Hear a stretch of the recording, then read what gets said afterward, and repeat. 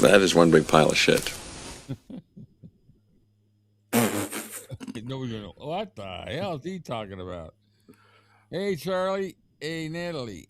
And hey, Charlie again. All right, guys. What do we got here? It's not showing. Oh, there we go. We got 4 eyeballs on us right now. 4 sets of eyes, according to that. Got a big day plan. Bunch of different stuff, and hopefully I'm well organized and we don't have any getting kicked off the line issues. You know.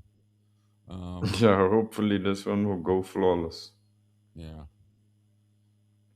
Okay, maybe I shouldn't have said it. I need to mute that thing.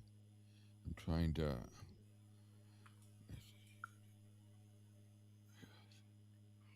Thanks, Charlie. Yeah. Cold. Cold. Yeah. Well, I don't even know what my temperature is. It's been pretty. Warm, unseasonably warm. And today we are. Ooh, we're almost 70 degrees. Jeez. That's pretty warm out there. Lori will say she's freezing, but that's my wife for you. Let's see. We got 6 on board. So yesterday was Charlie was the would have been the 94th birthday of Scotty Moore. So I got a little 14-minute video. Kind of I just want to do a little tribute to him because he deserves it. But it's an interview. It's pretty interesting. It's kind of funny when it starts off, but he's got DJ Fontana sitting next to him there. Supposed to have almost 50-degree temperature drop tomorrow. Holy crap! I forgot where you were at, Charlie. You remember where Charlie's at? I'm trying to. No. As soon as he says it, I'll remember. Of course. Let's see what's it saying for me. So tomorrow, yeah, we're gonna have a drop towards the middle of the week. But can you do me a favor and turn up your mic, please? Oh my God, that phone. Is that better? I think that would be better. Loud and clear. Loud and clear. Hello, Angelo. Ooh, that rhyme. But what we were talking about? Oh yeah, Scotty Moore. So, oh, that's right, Virginia Beach. So I found a clip of a Charlie. I keep wanting to call him Charlie. Scotty Moore. There was a video of him playing with a band and all that. They were just doing some old Sun songs.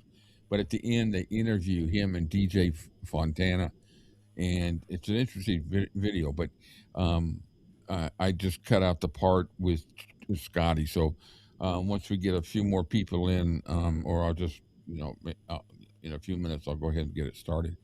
And then I got 3 videos in line for you guys to pick, and I'm going to do it by poll so that I'm going to let you guys pick it. They're interesting videos, actually. One is it's with the Sweet Inspirations, and they're talking about their time with Elvis. There's another one. It's an interview with Ron Strauss, and he talks about the last time he flew Elvis. He tells a story about that, and then there's one called Viva Elvis. And it looks like it's a little bit AI, but I don't know.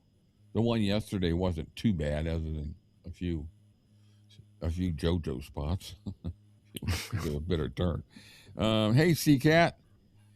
Yeah, I had a nice holiday. Absolutely. Let's see. Where will we go? Let's get to the chat here. Oh, I can see it better. There we go. You got part of your head in there. Got part of mine in it too. Good Lord, that thing just like. There we go. Zoom. Sally's here. Hello, Sally. All right. So, like I mentioned a minute ago, yesterday would have been Scotty Moore's 91st birthday.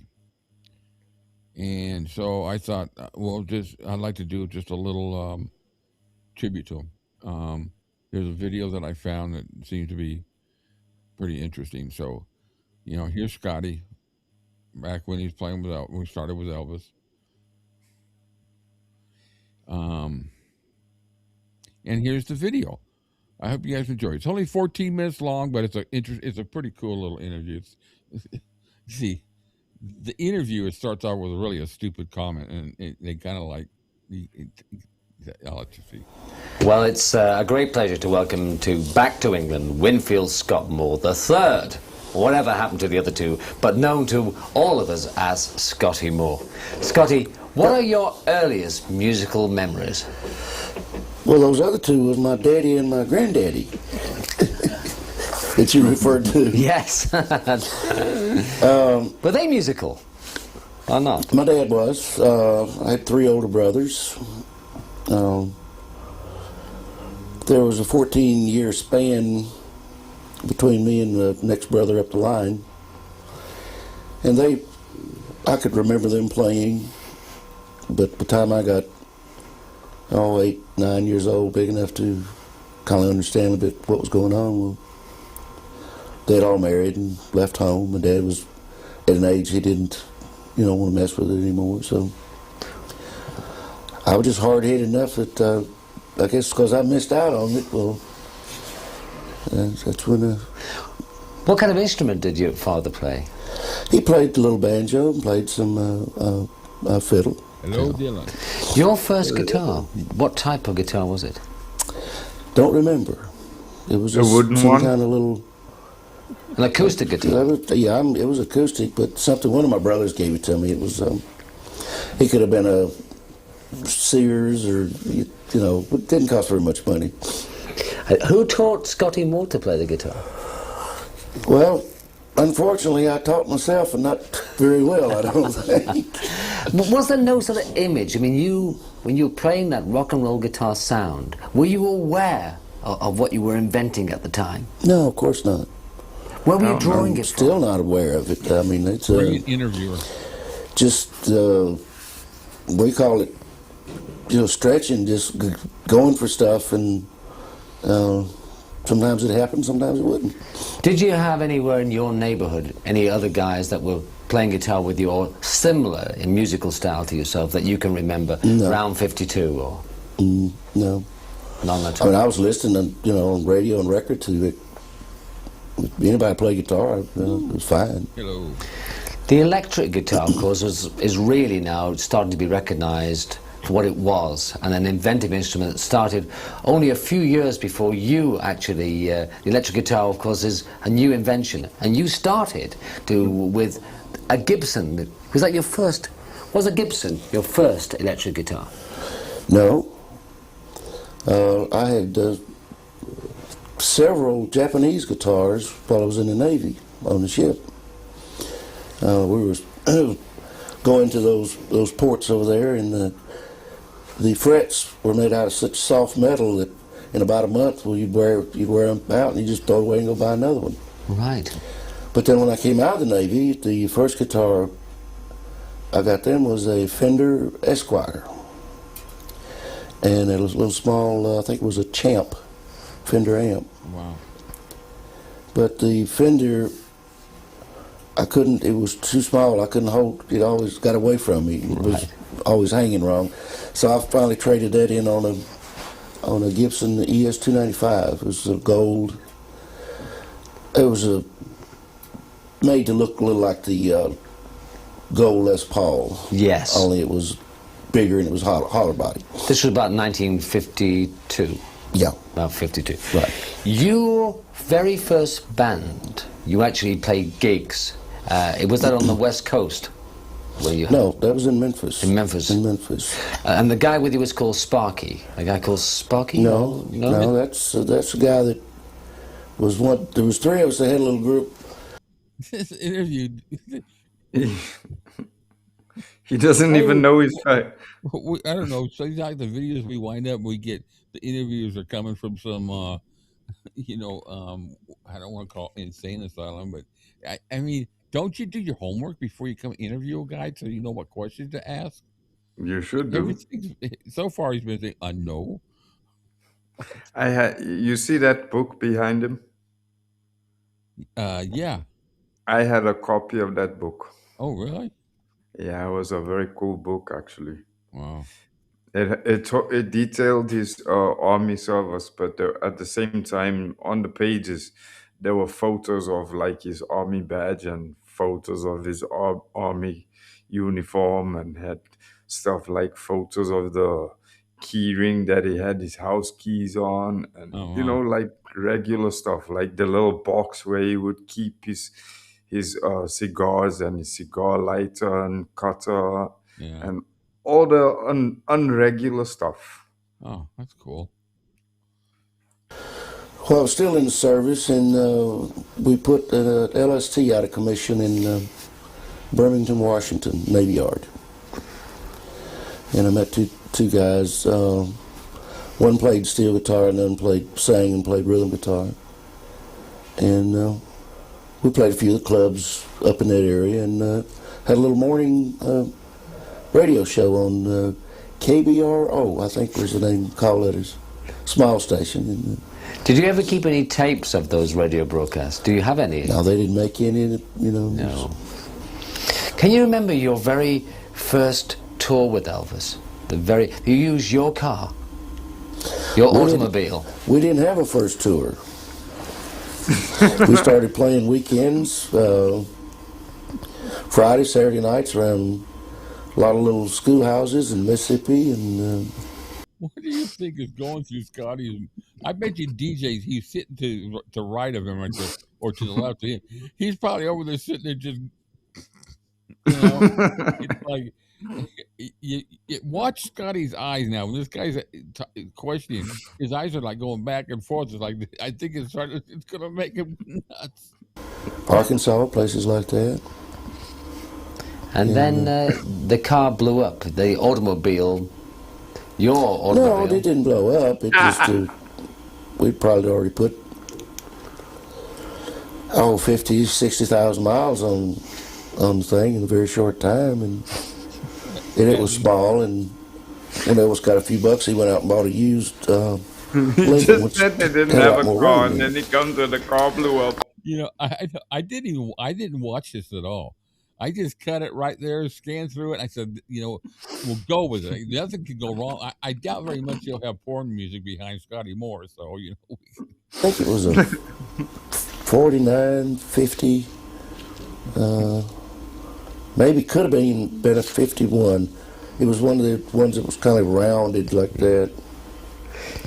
You've seen a lot of films that have portrayed that period of rock history. Yeah. Those moments. Anyone that particularly that you like, that encapsulates just that very essence of that period about 54, 55, that you feels near to the truth? Anything you've seen, you think that's not far from films, I don't know. Or TV movies, or... No. Everything I've ever seen, there'll be a lot of it that'll be factual, and a lot of it is... Because an actor played your role, played your part in This Is Elvis. Right. Yeah, that's right. Was that very close to the truth? Some of it was, and a lot of it was just absolutely made up. And I think that show had a good chance to make it, but the writers wouldn't listen. I was consulting on the thing. I saw that, yes. They would not listen. You tell them the facts and they turn it around. It seemed like the writers and the network wanted to, quote unquote, Dukes of Hazzard. Right. They wanted to stop at a gas station and to get a Coke, and the thing's being robbed, and we're chasing the gunman, and we didn't do that. Right. Yeah. And they could, and if they'd made it, that was the one thing that was wrong. Like I said, a lot of it is pretty factual. But then if they'd made it an hour show, I think we would have had a better chance. During the time when Elvis went, of course, to Europe, you got involved in recording and recording audio engineering. And a record label, was it called Fernwood? Fernwood, yeah. Fernwood Records, right. Any memories of that era, that period when you were setting He's this looking up? at his watch going, Well, oh, I've God. always been interested in that side of it, the engineering side, mainly because of sitting in the studio and play something, and I'd hear how it was working in the room, and then when they play it back, it didn't sound like I thought it should have from what I'd heard being out in the studio, and so just gradually I got into that side of it and did that for many years. Does it have a big effect with your relationship with Elvis and your own playing? I remember listening to what is my favourite LP of all, which is Elvis-A-Z, which gives such a range of music in that LP, almost from sort of opera to blues, sort of country sort of style to perfect pop, and tracks like Fever, which is one of a great track. You'll remember that, I'm sure. Any memories of those first sessions with Elvis after your period with Fernwood and This guy's dumber back than in a Nashville with toenail. Elvis? I guess glad he was back and we were doing our thing again, you know. No particular memories, though, that come flooding to mind? No, not really. Had he changed when he came back from the army? I couldn't tell he changed any at that point in time. No. He did seem to be a lot slimmer when he came back from the army, though. Yeah, firmed up. I mean, I think the army was good for him. You worked with another artist called Jerry Lee Lewis. And you worked with Jerry on some sessions for 2 weeks. No. Not 2 weeks, sir? No, I worked as an engineer on some of Jerry's sessions when I went back and worked for Sam for a period of time. So these were Sun sessions you were working with Jerry But Lee I Lewis? worked with Jerry on the road for 2 weeks one time. Right. And how was that? I wouldn't do it again. You found Jerry Lee Lewis a different personality to Elvis? Definitely. Right, we'll move on from there. And we'll talk about sort of like other memories. Marvin Hughes, he did the piano on Heartbreak Hotel, didn't he? Correct. Do you think that influenced the style of piano playing from there on or not? Personally, I think it probably did. Although the piano players later, that was the only session that Marvin ever worked with us. Floyd Kramer, who I think had just moved, or was shortly after they had moved to Nashville. And of course we all knew Floyd from the Louisiana Hayride. And he, for that reason alone, we started using him on the sessions. Now there's an album called The Guitar That Changed the World, which you did for Epic. Yeah, and I did the album. They did the title. Did you? Were you not happy with the title? Or? No, I wasn't happy at all. I mean, I think it's kind of braggadocious, if you will. You don't. I don't see how it could change the world. Journalist of the Year. I mean, many people feel that, in fact, the first time you actually recorded was the first rock and roll that was ever laid down. I mean, in many ways, it's a guitar that may have changed the musical world. Maybe then. Well, maybe the group as a whole might have changed it, but I don't see that just the guitar alone could do that much. You They played. don't sound all that good unless you got bass and drums and all that other stuff going with them. But you've made quite a few other albums, haven't you? Besides the Guitar That Changed the World, you've made some. I made a couple here in the last last year. Are we likely to see those in the near future in Europe? I hope in so. Britain? Yeah. Well, that's great. Any other memories or things which you think are left in the can? Any other recordings of Elvis Presley that you don't think have seen the light of day? Nothing that I know of specifically. They'll keep digging out outtakes and alternate takes, and they'll tell you what for years, I think. What are your views about hearing the practice sessions then? As an artist yourself, when you're hearing what is really a rehearsal and then it isn't perfect, do you feel upset by that, or do you not mind? No, it didn't bother me. I think it's good for people to know that these things you just don't walk in and they're done in an instant. You know, you don't put a quarter in and the record comes out the other end. That there's a lot of work and cooperation and that goes into these things. Well, can I just say on behalf of everyone who's ever listened to a pop record, thank you very much. And I'll tell you that, as Elton John is supposed to have said, it was Scotty Moore's guitar riff that got him into rock and roll. Scotty Moore, thank you for rock and roll. And then he started playing piano. I know! That says something, doesn't it? Scotty Moore. What a fucking doornail. Jeez. Yeah, that guy was a fool. I would be insulted. I would say by the look and expressions of both of them, I think they probably were both embarrassed. Can you imagine what they both said to each other when they walked out there? Be like, what the fuck was that? That look on DJ when he went over there, he looked like he was going into a coma. Yeah, and then he cracks like.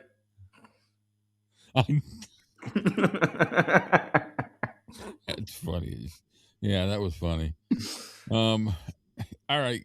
Where we at? This Cal sent this over to me.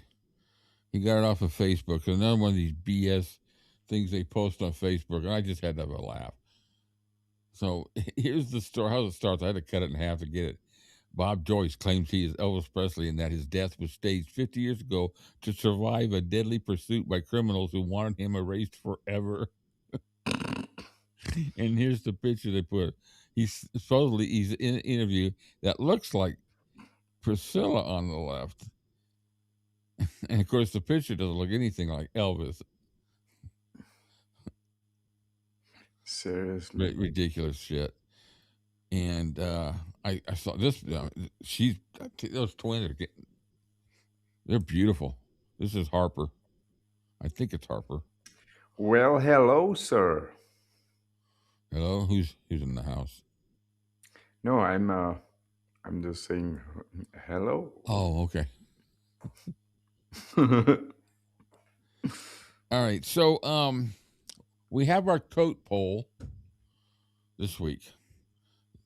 This is the winner from the first one.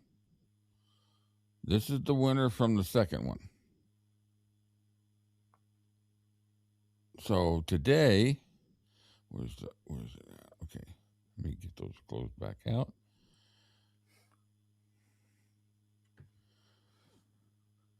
These are the ones that have been submitted. This is, of course, the overcoat.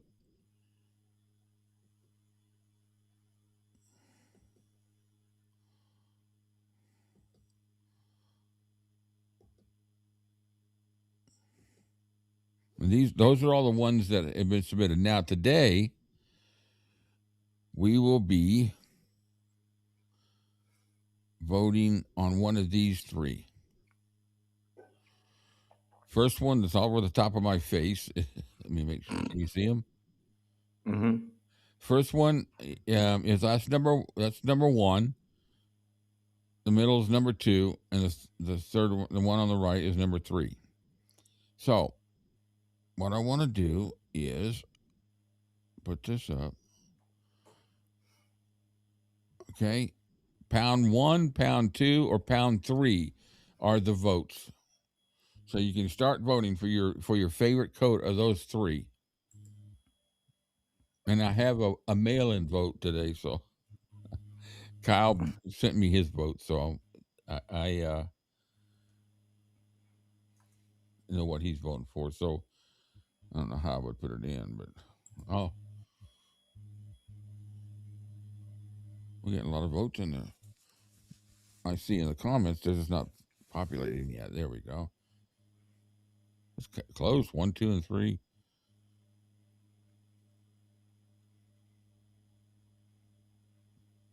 Wow, I really thought number 3 would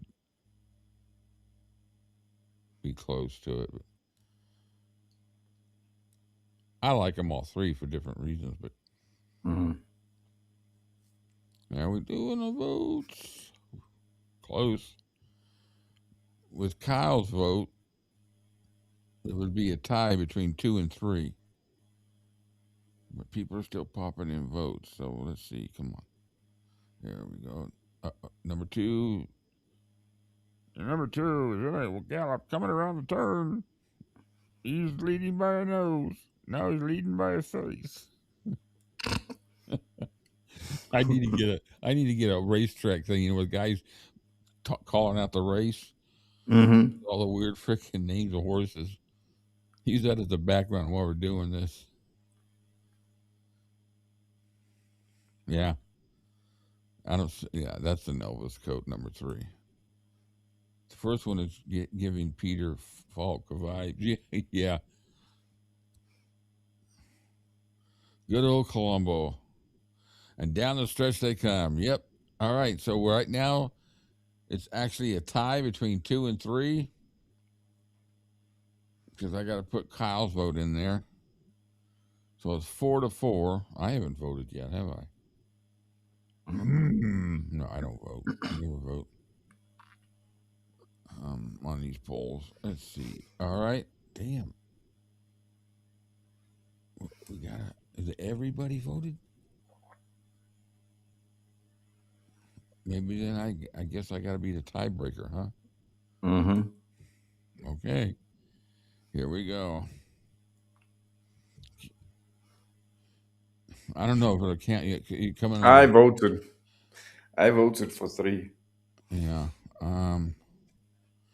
Let me see if mine will go in because you voted under the Elvis-A-Z, and I don't know if it's going to take it twice. Yeah, I know. Thank you. Yeah, that was Cam voting. It shows up under my ID for the YouTube. Yeah. Man, what do we do? It's so freaking close. All right, let's do this. Let's. I'm going to reset it, and we're only going to vote between 2 and 3. No votes for number 1. Number 1. Let me fix this real quick. Okay, so I'm taking out option number 1. Okay, reset results. Okay. All right, start. You can only vote for number 2 and number 3. That kind of works out like better, huh?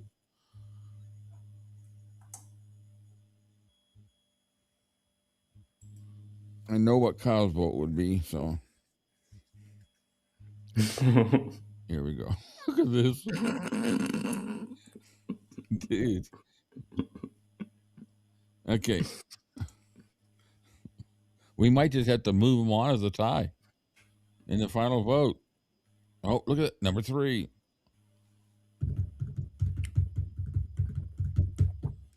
Oh.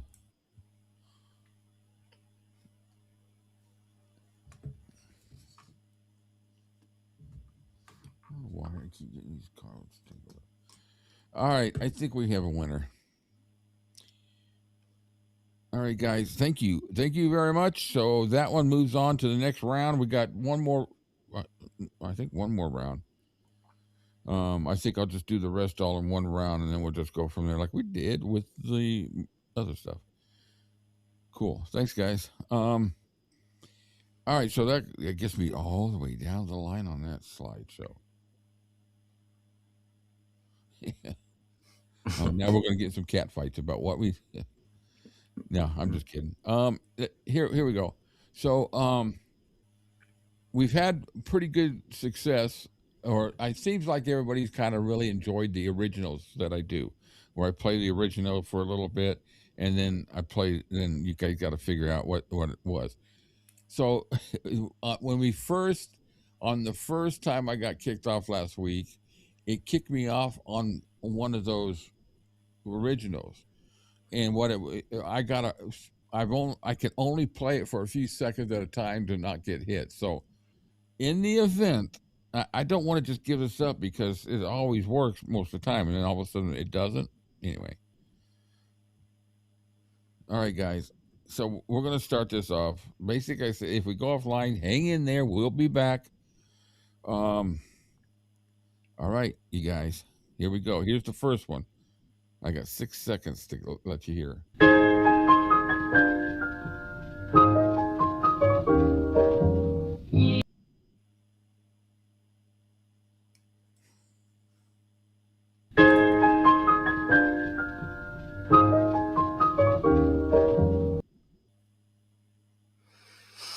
See if any guesses out there. Any guesses? If you go by the melody at the beginning, you'll never get it. That's just a hint. All right. Nobody wants to even try. I know we got a delay and everything, so I try to.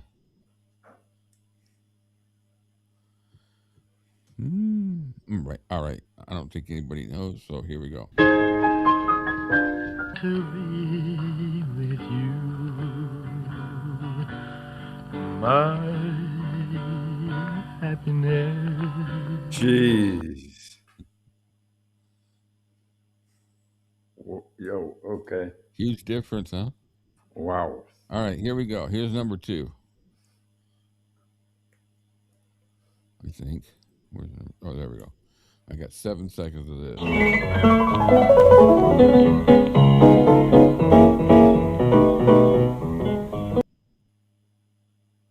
I'll give you a hint. It's the Blackwood Brothers, and it was recorded in 1960 by the original by the Blackwood Brothers. I want to do it one more time.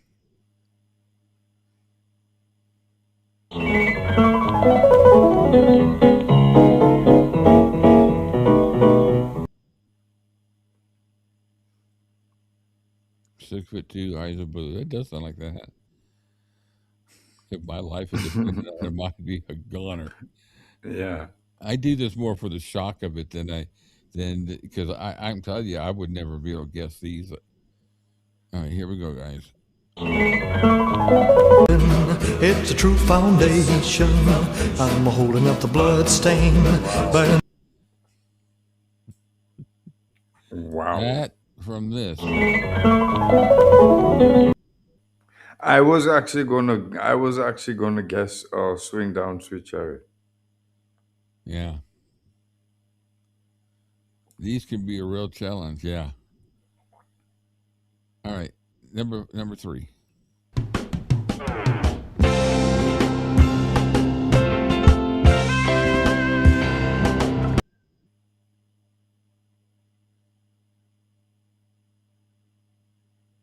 One more time.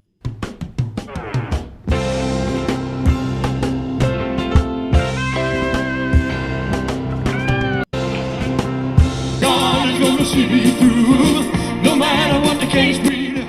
He knows he's gonna fix on me.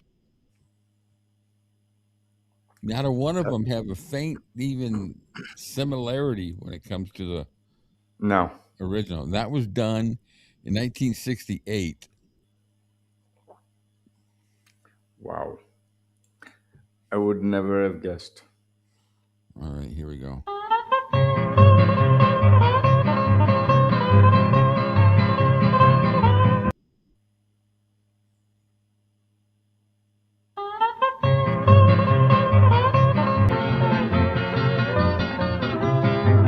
So hot, I'm waving bye-bye, honey. Gonna miss your sound.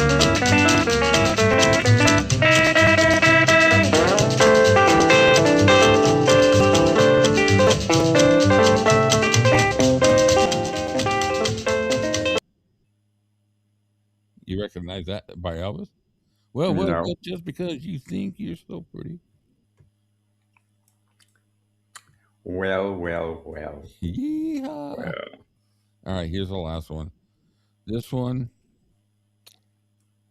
1960. This is actually the demo for it to be recorded.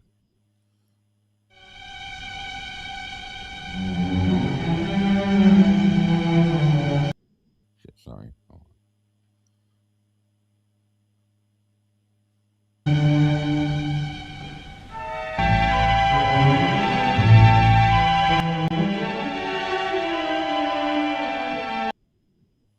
This you will never get, so I'm just going to take you right to it. A twinkle in your eye. Yeah. Who'd believe that we'd That from that. And that was the demo that Elvis listened to record it from. That he even got the two to meet up. It's like, wow. Yeah, Sally. Yeah, Sally got that. Sounds like a waltz. It does at the beginning. I mean, there's some crazy ones out there. Holy smoke! In Holy Smoke in C major flat. Yeah. All right. So now I got one more little trivia thing, and then we're gonna go to. We're gonna let y'all pick what you want to watch. Let me close that down, and let me see. I gotta go to share screen. Okay. Oh, let's get rid of that.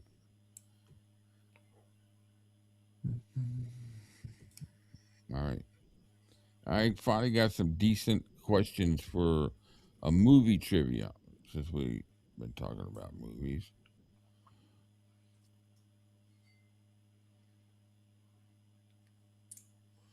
All right, so this is 5 questions for the movie Elvis on Tour. They're pretty simple questions. So, for which song did Elvis require some sheet music during the movie? Mm-hmm. Let's give some time. You guys, most of you got to know these. I'll give you guys a hint. We did it inside the studio on it. We did it when? We did it inside the studio on this song. Oh, yeah. Yes. Yeah. Charlie got it and Natalie got it. Good job. Good job. All right. So, yeah. Next question. What southern city presented to Elvis the key to the city during the April 1972 tour?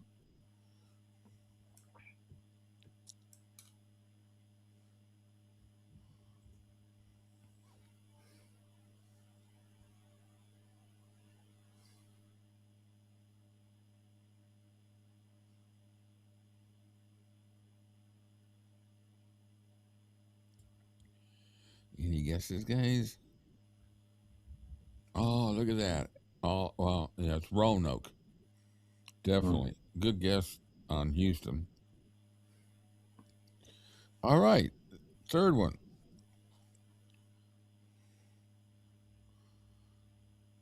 I don't know what that says. What is that? Oh, come on. Thank you. Which 2 songs from the Ed Sullivan Show were shown as clips in the movie? They showed 2 clips from the Ed Sullivan Show. What songs was he doing? Mm.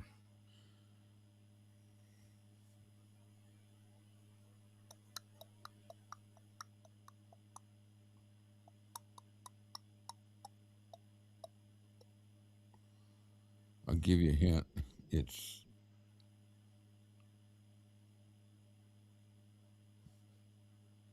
There we go. Charlie got it. he got half of it. Half, yeah. Yeah. Ready Teddy's one of them. Mm.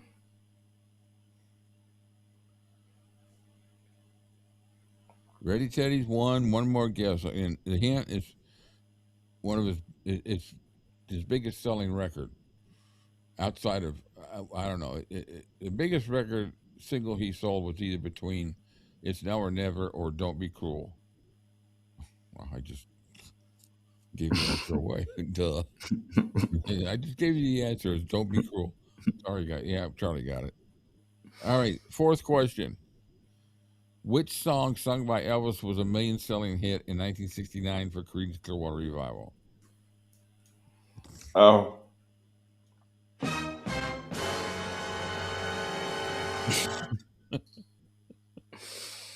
And it was also a hit for Ike and Tina Turner too. Yeah.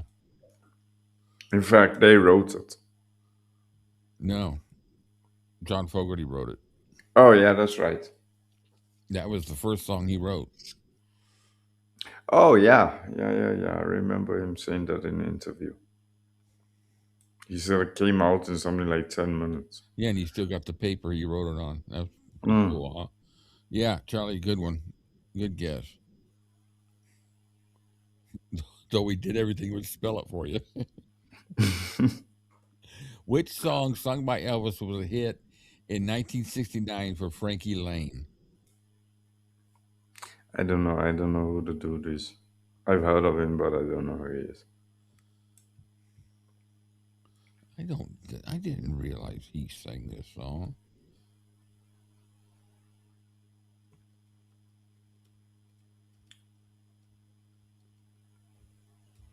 Did not know that. Yes, he did. Wow. 1969. Any guesses? Nope. I'll give you a hint. Marty Robbins wrote it. Jeez, Marty Robbins wrote a few. Yeah.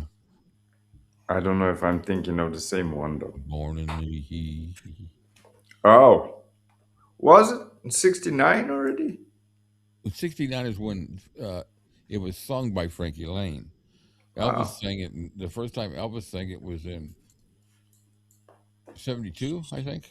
Yes, if I remember correctly. Well, that was invigorating. All right, let me get back to the movies here so we can pick a movie. We're going to pick a movie. So I got 3 movies videos. They're about, one's about 40 minutes, one's about 30, one's about 20. We could play a couple if you want to. But I thought they were interesting. So here's the poll. And the movies that we choose are, there's a documentary that came out not really too long ago called Viva Elvis. Yeah. Oh, yeah. Natalie got. Oh, good job.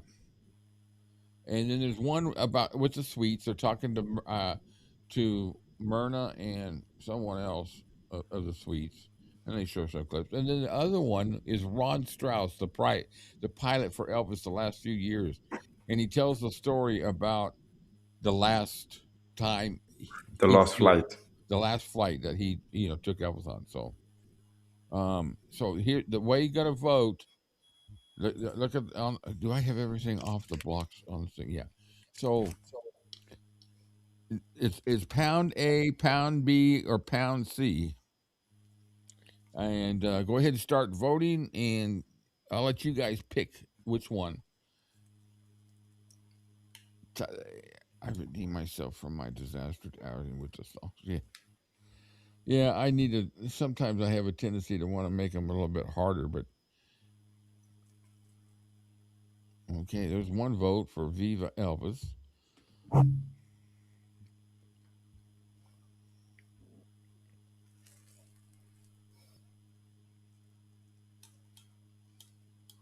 Could have put a choice that says I don't care. All right, we're in a dead heat here. Ron Strauss and Viva Elvis in the running.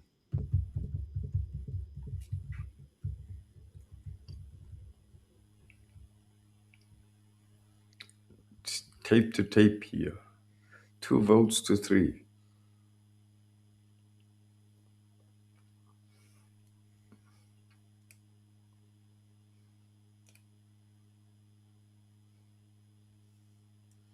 All right, Ron Strauss is leading, so we'll give it about 30 more seconds. Look at we got some more C's in there. Yeah, I think it's Ron Strauss. All right, let's watch Ron Strauss. Thank you, guys.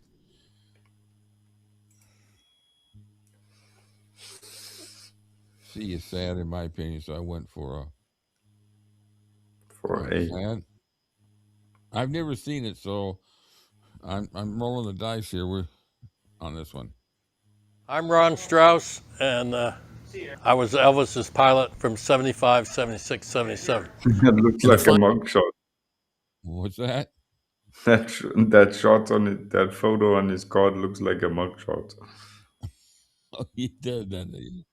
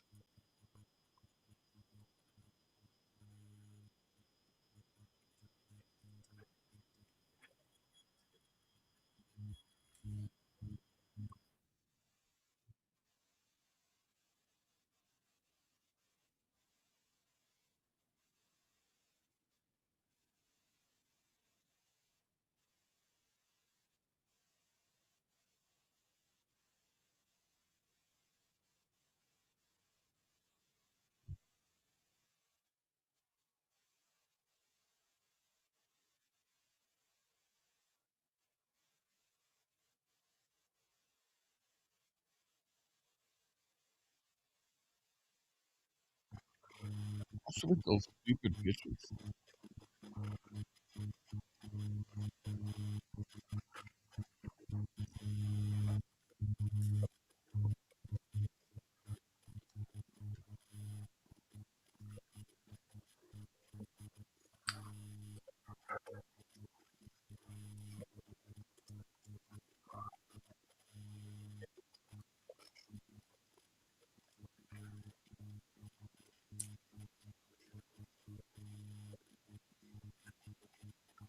All right, for some reason, it's frozen the video in the broadcast.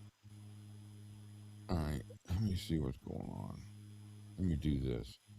I am at 1 minute and 52 seconds. So I'm going to take that out. And oh, that's the wrong one. I'm Ron Strauss, and I was Elvis's pilot from 75, 76, 77. In the final days of Elvis Presley's life, I don't know what few knew the king better than the man who flew him across America, his personal pilot, Ron Strauss. Justified by Elvis himself, each choice reflecting not ostentation for its own sake, but a deep desire for comfort and privacy in the only space he could truly control. At the controls of this magnificent machine sat Captain Ron Strauss, a seasoned pilot who had logged thousands of hours before ever meeting Elvis Presley. Strauss came to the position through profession. Let me know that it's playing better now. Hired not for his ability to navigate the complex world of celebrity, but for his unquestionable skill in the cockpit and his reputation for discretion. In the beginning, he viewed the job as any other: transport the client safely from point A to point B, maintain the aircraft to the highest standards, and respect the boundaries between crew and passenger. But something shifted during those early flights. Elvis treated his flight crew not as servants but as trusted confidants, men whose presence he came to depend upon in ways that transcended their professional roles. The relationship that developed between Elvis and his pilot existed in a strange space between employer and friend, celebrity and caretaker. Strauss witnessed versions of Elvis Presley that the screaming crowds never saw. He watched the performer board the plane after exhausting concerts, makeup still smudged on his collar, moving with the heavy gait of someone far older than his years.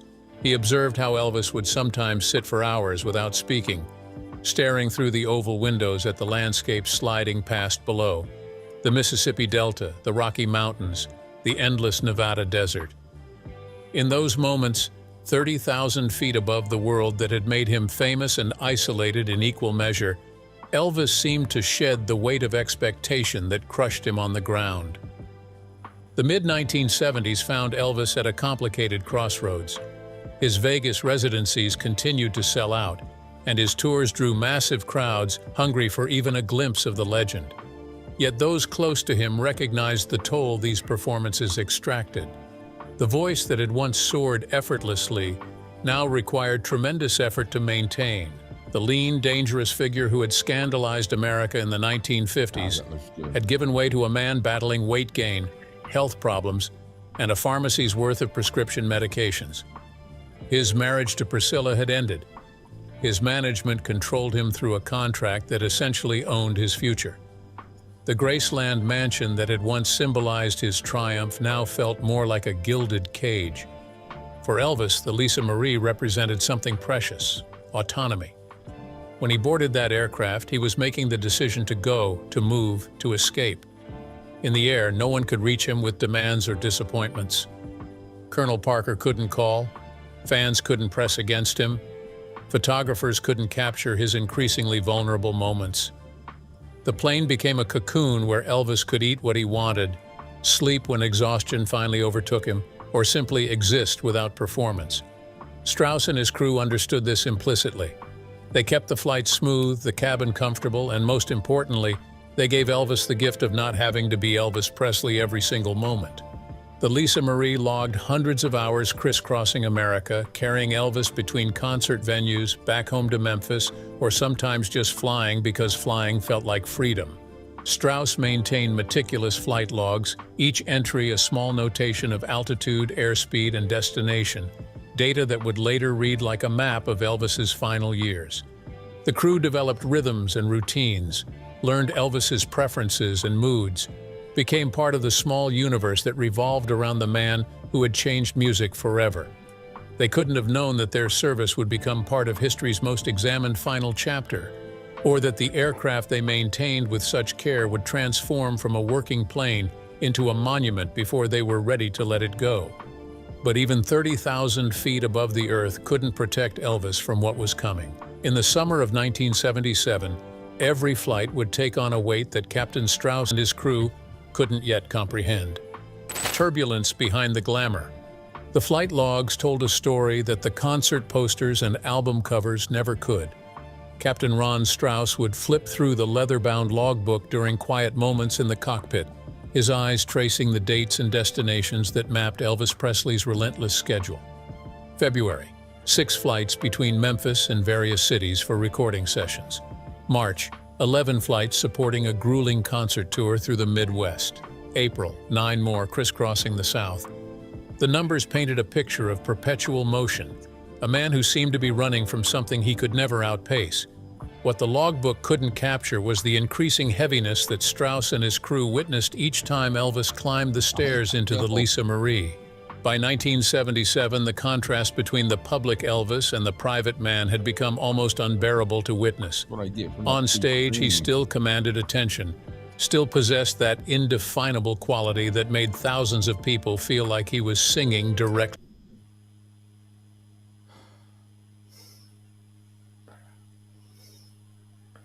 There were. You would think that you would get Ron Strauss in a video that they promote as Ron Strauss.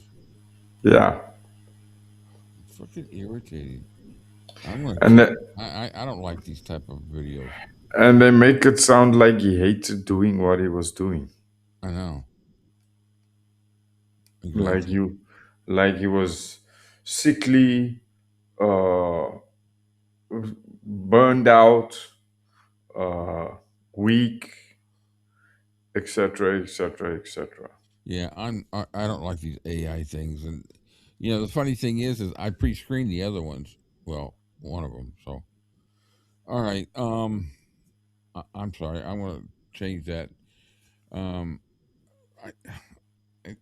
think the Sweet Inspiration. I know that that's an interview with them, so I'm going to jump to that. That didn't even get any votes. So when we were voting, what did they? All right, let's do Viva Elvis then.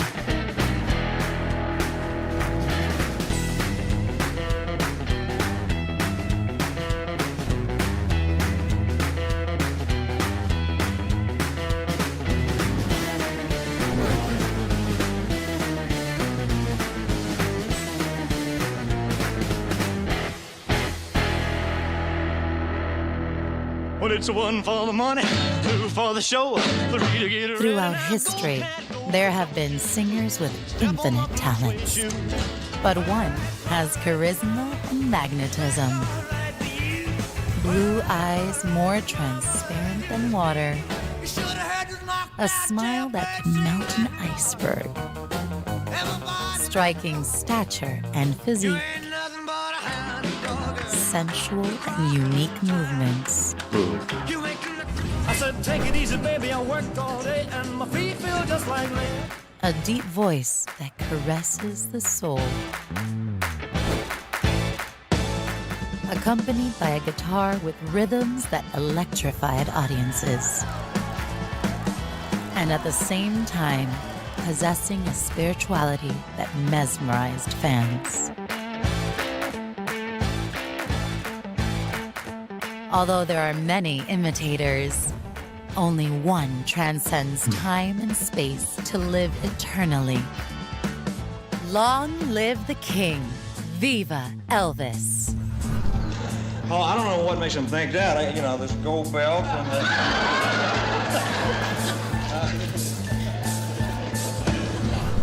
Well, get out of that kitchen and rattle those pots and pans.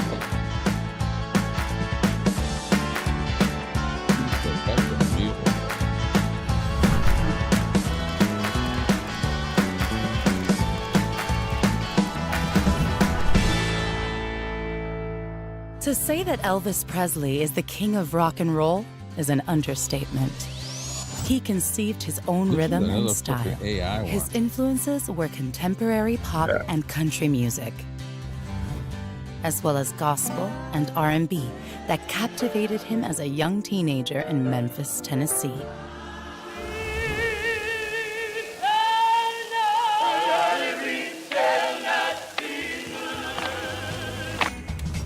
His style combined diverse musical and cultural references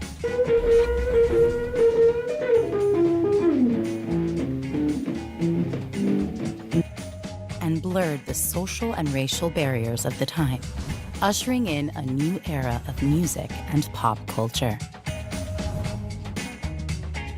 Elvis Presley starred in 33 films and made history with his television appearances and live concerts in Las Vegas.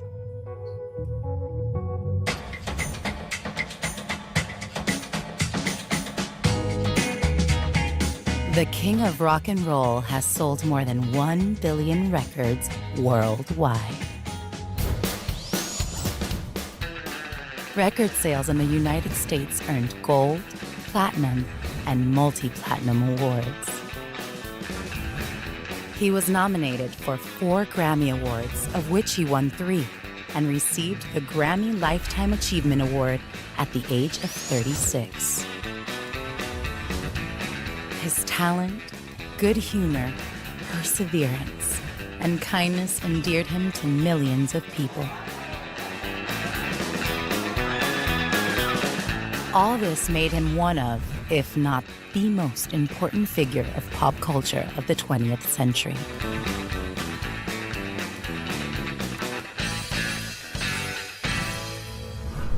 On January 8, 1935, in Tupelo, Mississippi, Gladys Presley gave birth to twins in a humble shotgun house built by her husband, Vernon Presley. The firstborn, Jessie Garon Presley, did not survive. The second, Elvis Aaron Presley, was born, and his mother claims, with the strength of 2. The couple raises their son in a blue-collar family. Growing up, Elvis regularly attends the Assembly of God Church with his family, where religious music inspired him.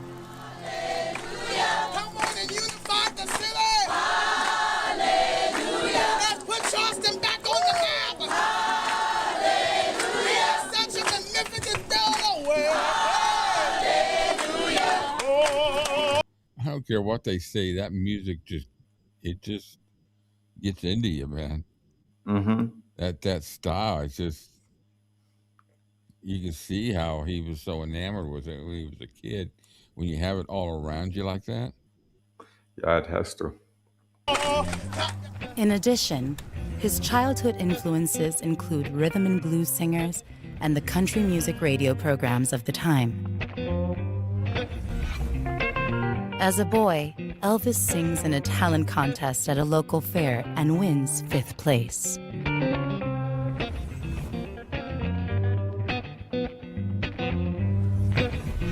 After his mother gives him a guitar that costs $12.95, it never leaves his side.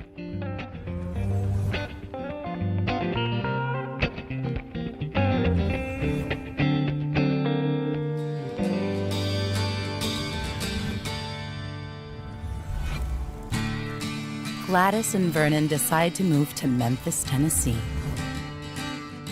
Despite their hard work and efforts, they frequently move because they're unable to pay rent.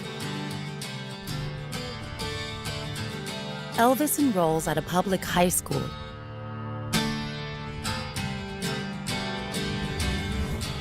and attends church regularly with his parents. The future star's passion is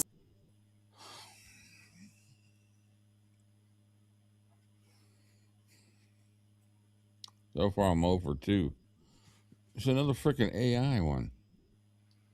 That's why I hate AI. They should make it a law that's just like when you buy a CD or you buy a movie, it gives you a stamp on there saying this explicit language or whatever.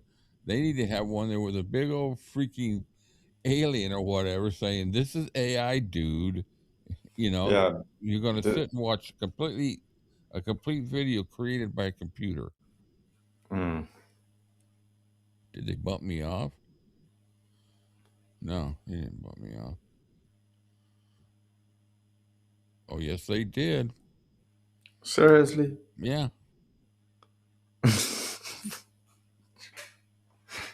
Jeez. What for? Probably for the AI. Whatever. I can't win anymore. It's like, jeez. yeah, okay. Hang on, it will be back.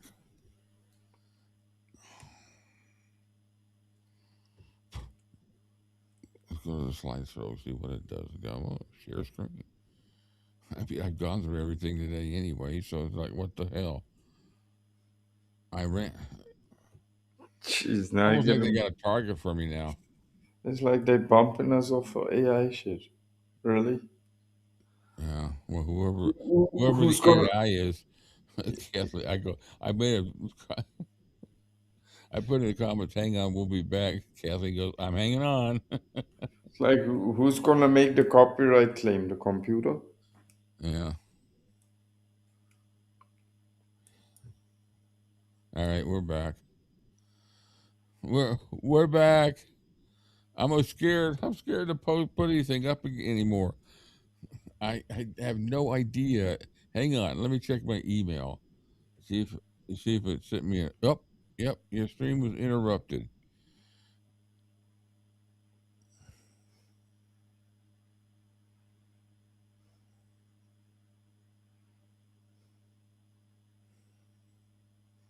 I'll have to wait till it's over to find out. I'm going to wait till we're through streaming. Well, let me see if I get hit with an AI with this one. Let me get these. Where's the chat? Did I just get rid of the chat? Banjo, Paul. You want me to play the song you sent me?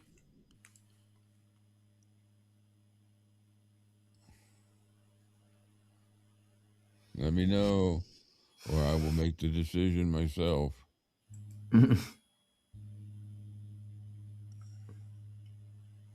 Bada bing. Yeah, I thought I did. He logged in right about the time it went off. Now it wasn't anybody but me. If I dare, they shoot it. Yeah, I agree.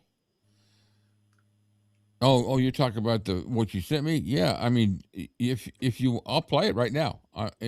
Let's let them hear it. If you're good. And nobody's ever happy with what they record, anyways. All right, let me know if you can you hear this? Yeah. Wow, it's loud.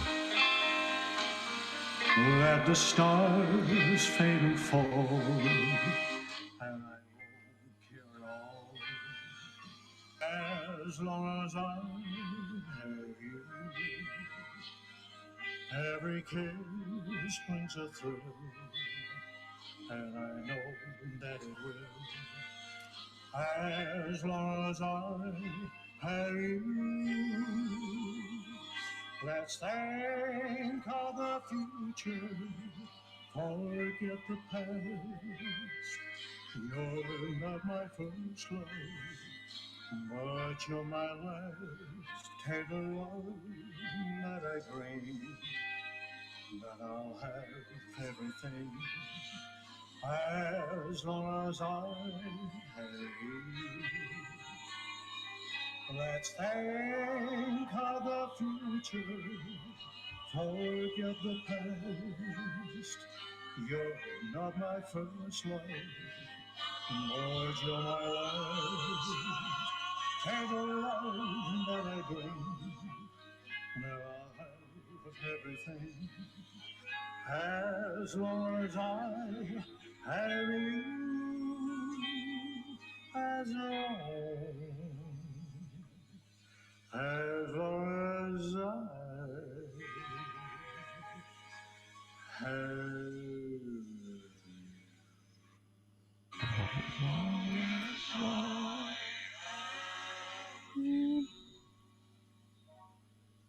Dude.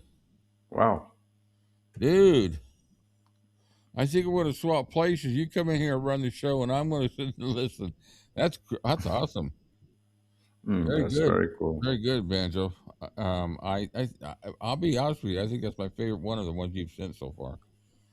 That's always been one of my favorite songs, anyways, from that movie. Very cool. Yeah, very good job, man. Props. Let's see. Let's go over everything I got going somewhere. Here it is. Is this it? Yeah, here we go. I got two things here for you, for everybody. We talked about some of this last night on the live feed. Sucks that I can't play that video.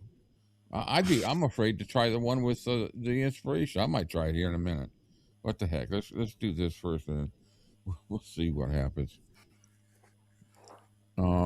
Anyway, we talked about what's coming up this week. We got a lot of stuff coming up this week, but I am going to do another live chat stream on Donna, and the reason I am is because of just some stuff that I discovered. So I'm going to share this with you real quick, just for those of you who is interested in coming to the live chat. So this is the remote that Earl took out of Elvis's studs after Elvis died.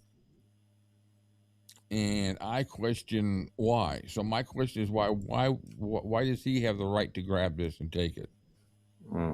So why don't you move it? Nope, I don't want that.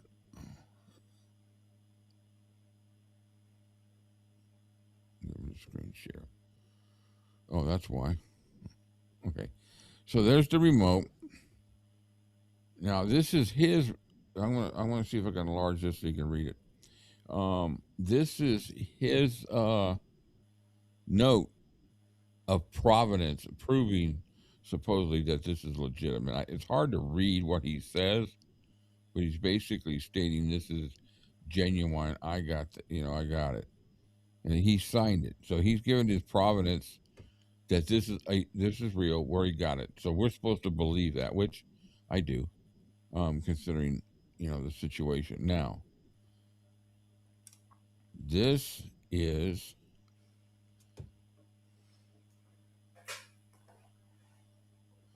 a list of things that Steven Schutz. He's a collector.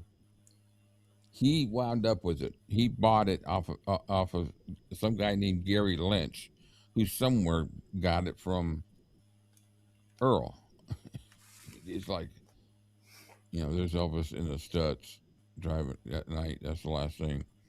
So, an Elvis Textron remote opener, and the brown plastic remote with the white clicker was used by Presley at 12:30 a.m. on the morning of Tuesday, August 16th.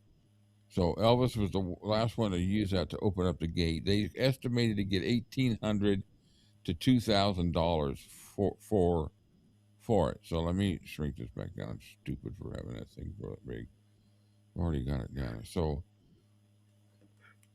anyways, what it wound up selling for is $3,500. Gee. For that remote.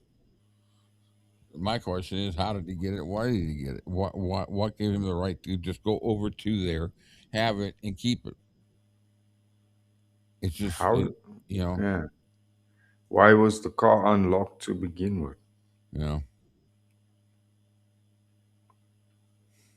So that got me going about Donna. So I'm gonna do another one because there's some other things she's done, and I wasn't gonna do anything but that right there because I've read her mother's book. She only mentions her daughter, only mentions Donna twice in the whole book about her memories with Elvis, and one was just when she puts her, says this is Donna in the picture, and then later she just mentions that after Elvis passed away, she came and did some work for Vernon for a little bit, which we've been told before. So, so this week,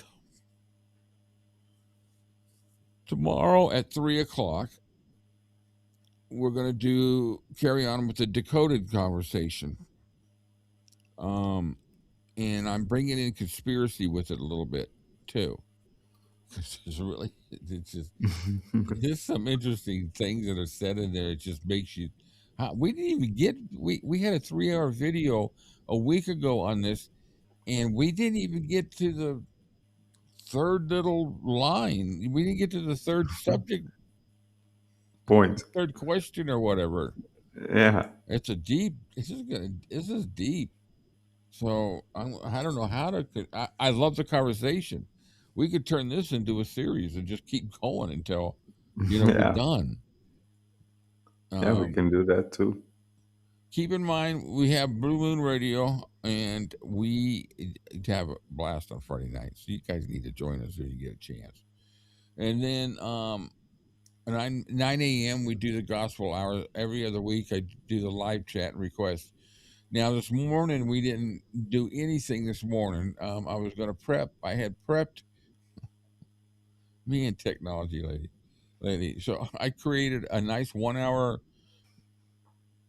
constant play of gospel music, put it all together, saved it, and was going to start it right at 9 and then, take it offline for the hour. I got it all ready, and I don't know, the file, I must have deleted it by mistake. I didn't find out until 20 minutes before the show is supposed to start. So Kyle sends me a message, says, "Are you going to do the gospel show today?" And I go, "Well, I was." So I say Zoom on Tuesday. We will be doing another Zoom movie, and it will be this is Elvis again, but this is the extended version. It's an additional 40 minutes. And we're only going to do one showing because almost 3 hours of video. I can't. I got so much going on this week. I can only do it the one showing. So at 3:00 on Tuesday, and that little date for Melbourne is wrong. It should say December 31st, 7 a.m. It does. I put 31st instead of 31st. I put 31st. 31st. Put the TH instead of ST. Dumbass. 35th.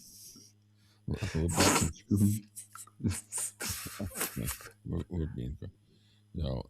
That's my. How'd I get in the slideshow? That's what I'm looking at right now. That's your play corner.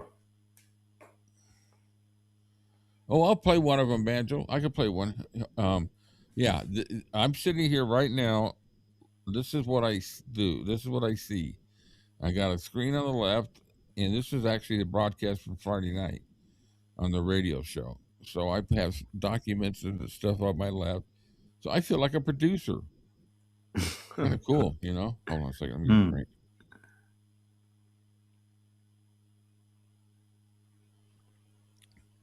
Anyway, that's me. That's my mic right there, coming right there. It's fun. Okay, I'll get rid of that. All right, Banjo. I'll play one of those Christmas song. Oh, he said no. No, Rick. Oh, you got that in time. That was a close one. All right, so let's get to the chat right here. All right.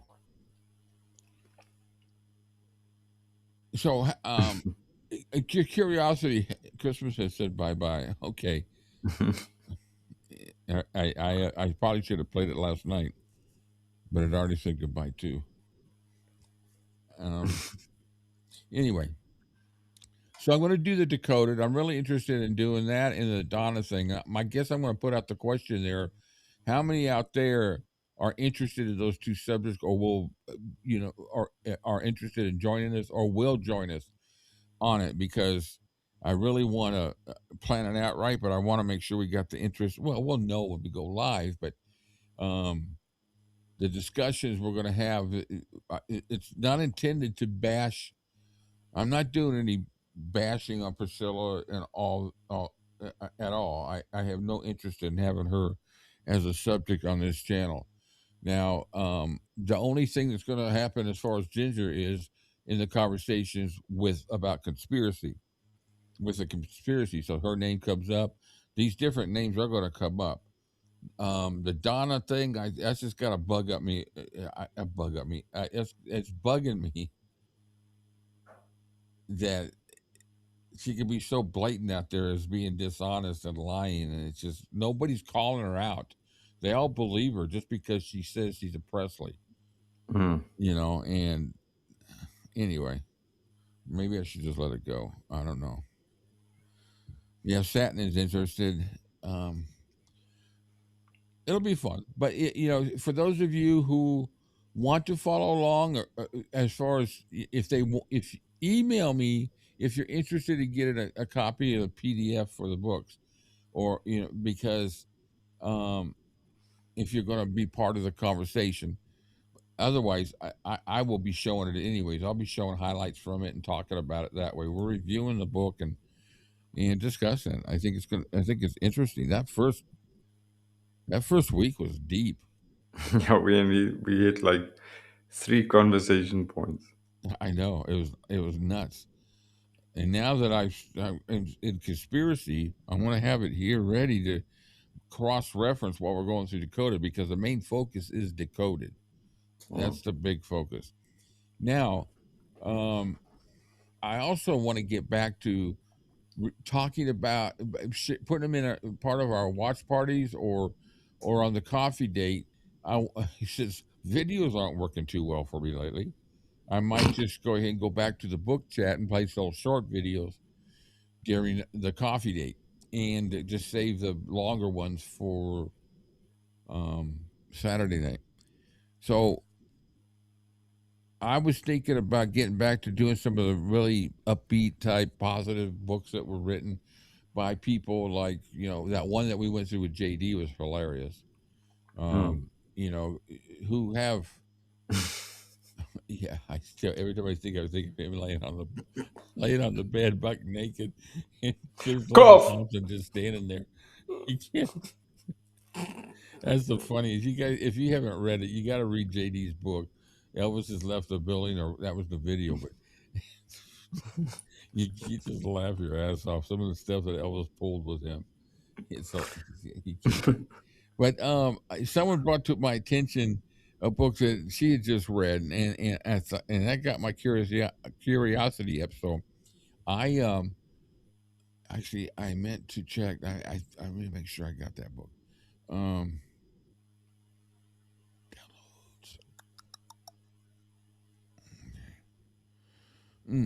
I forget the name. Let me do this.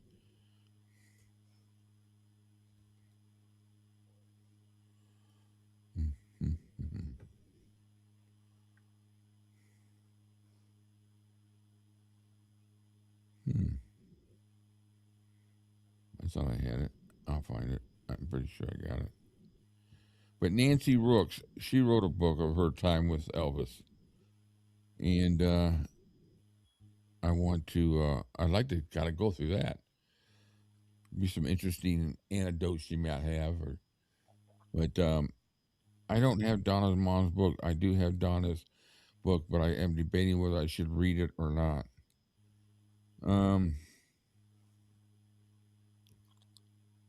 I would read it. I've read them. I've read them both, and it's just interesting. I've read them both, and it just she she she did a she was supposed to have done like a brought it up to date and added some of her own memories, and I'm just noticing that a lot of the stuff that she's putting out there are just freaking stories. Now she's making herself to be the person who was the confidant to people, and she knows everything about everything that went on there, and it's just like, huh? I'm I never even heard of this woman until 2 years ago. I just never knew she existed because that's my fault that I didn't do deep stuff. But we also know why she was in hiatus or hiding or just not out in the public eye for a long time. Now that everybody's gone that could refute her claims, with the exception of Billy Smith, she's out there again marketing herself under the name of Elvis Presley. So that just kind of pisses me off. We already know why Priscilla does it. She'll do it. They'll bury her with her hand hanging out the coffin, reaching for money. Nancy Rook's book. Yes. Just email my notes with page numbers. Cool. I'm going to tell you something. When you watch her video, she's reading. Somebody's writing her script for her. She reads what she says. It's like, I mean, I have notes here, but unless I'm reading a book, I think it's being. Why did it take 40 years for her to start? Exactly. Well, she's just hoping that. What is it they say that? What time has a way to heal, or events and things like that. After a few years, it's almost like they never happened. People forget about it, and they just want to let it go and all that. But some of the crap that changing your name so you can make a buck off of his name, I don't like it. But yeah, she reads whatever is being told of her. And what really is hilarious is every one of her videos thumbnails got her posing like she's some kind of model for Vogue or something like that. It's it's crazy. Anyways, that's my rant per se on that one. I don't have anybody else to rant on, which I'm happy right now. I'm just excited about this Dakota book. Now we got Cam. So Cam and I. Oh, New Year's Eve.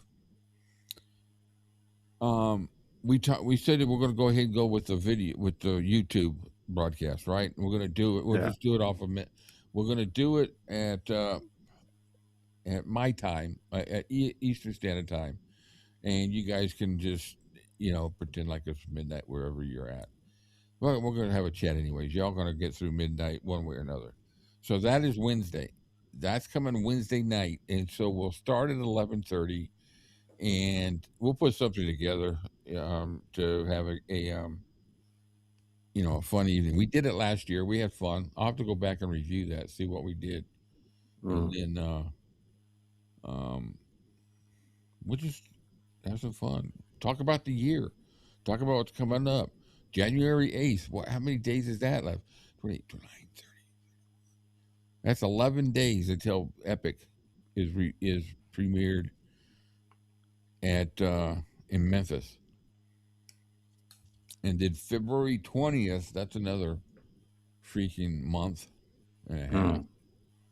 It'll be hitting IMAX. And then in the year 2035, I'll finally get to see it on streaming.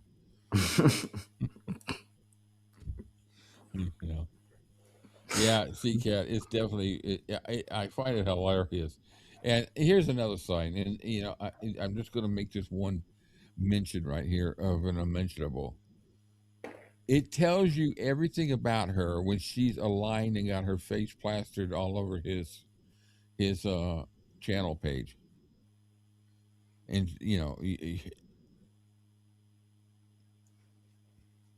that just says a lot when you align yourself with people like that.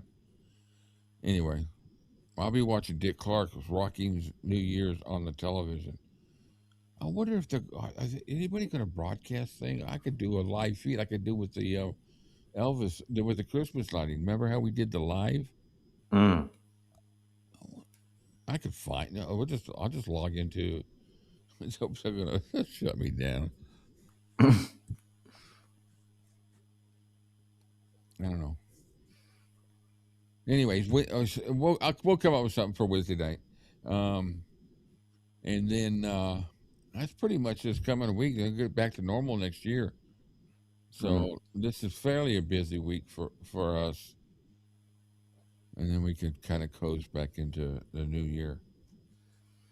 And then we'll have Elvis's birthday. I wonder if they're going to do a ceremony there. I'll have to find out. For all you that follow me on my little tiny channel, my journey, forget the name of it, Get Busy Living.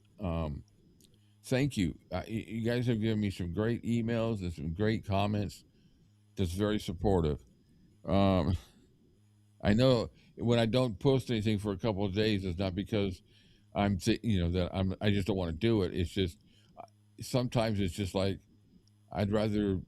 I think it's pointless to do it every single day, but I'm going to try. I will post something at least 4 times a week, and things are going to start stepping up now that I can move around the house now, and but once again, we got a big mission. We're working on. Let me get this picture here. So this is the fan club. I have a Facebook page.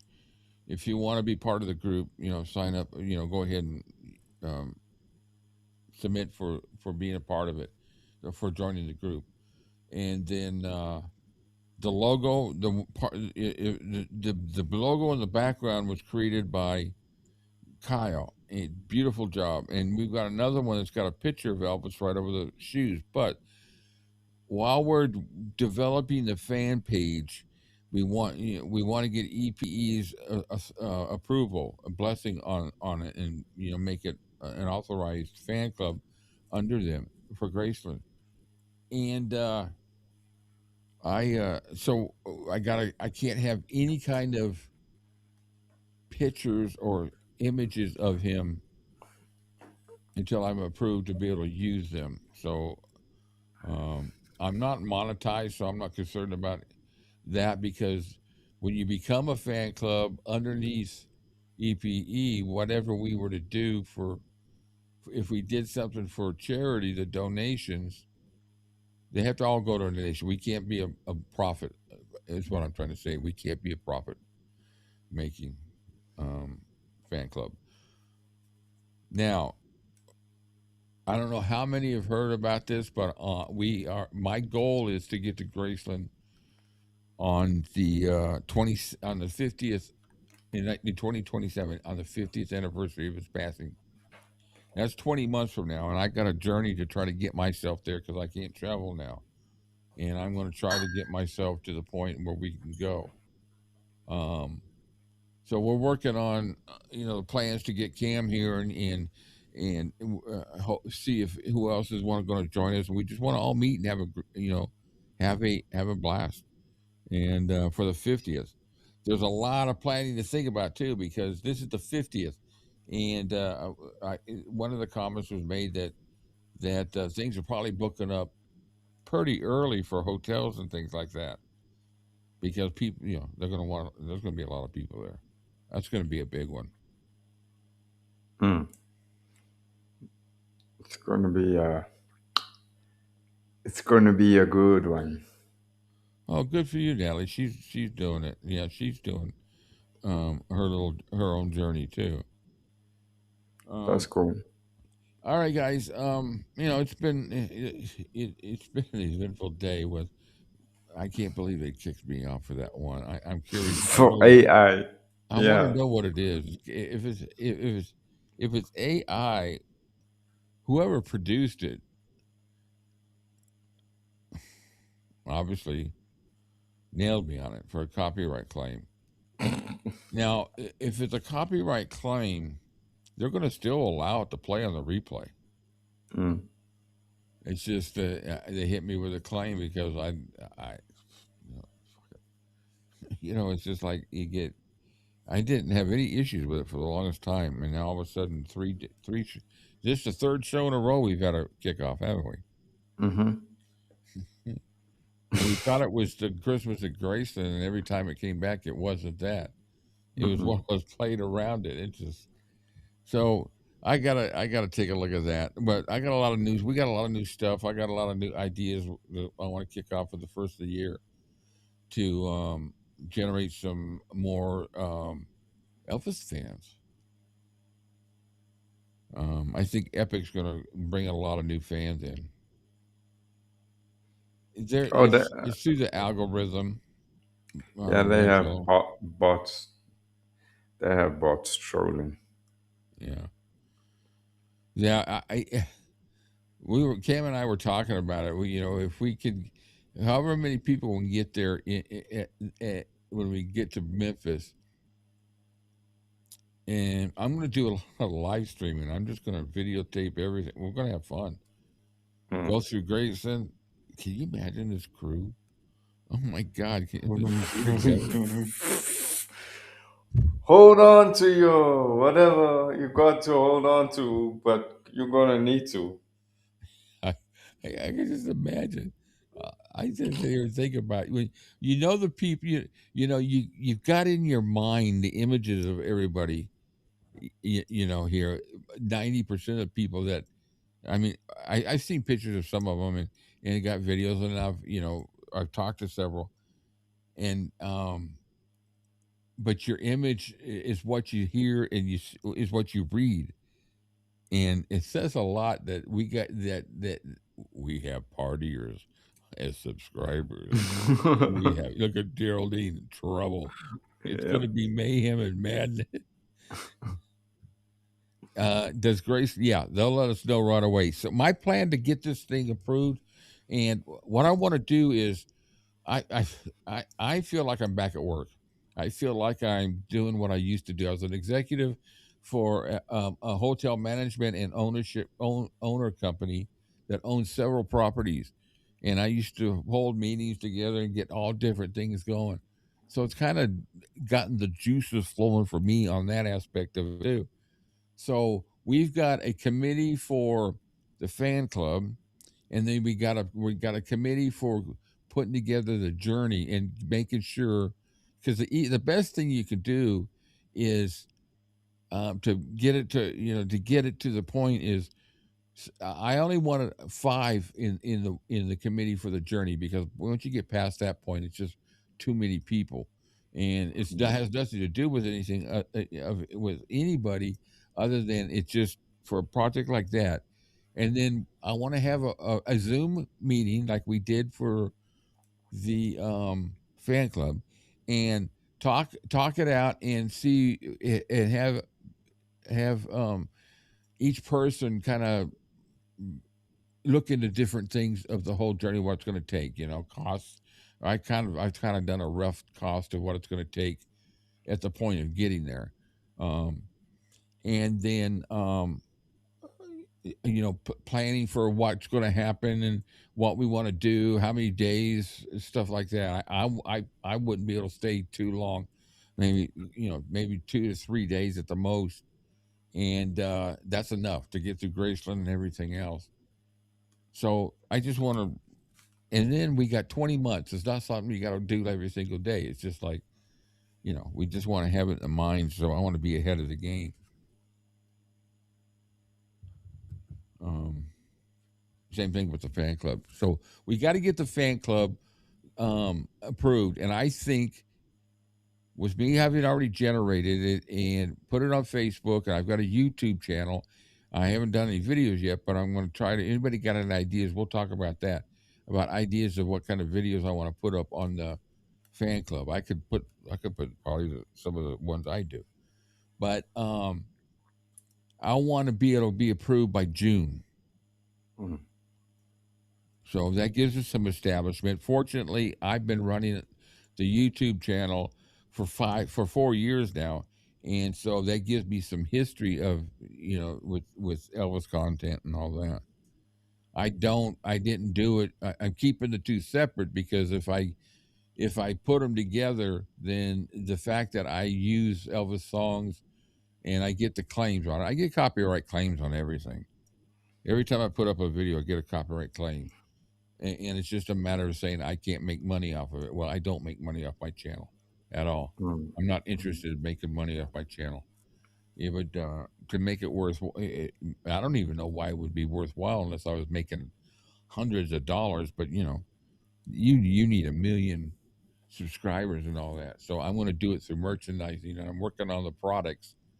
And what I'm going to do now is with the with the merchandise. Part of that's going to go into Cam's fund, and the other part's going to go to the journey. I mean, the journey. A budget for the journey to get the tickets, to get stuff like that we're going to need. It's not like we're going to make a fortune off the merchandise. Not like cups are going to be flying off the shelves with her on it. Well, you never know. If we get approved by EPE, that could change the whole.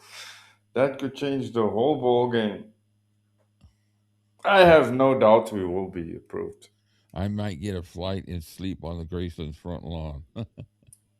Yeah, we'll see how long that lasts. That's crazy. So, anyway, I'm excited about that. That kind of gets me motivated with what I got going on. Sometimes, well, if you're watching my videos, I'm being so freaking transparent about myself. It's not even funny.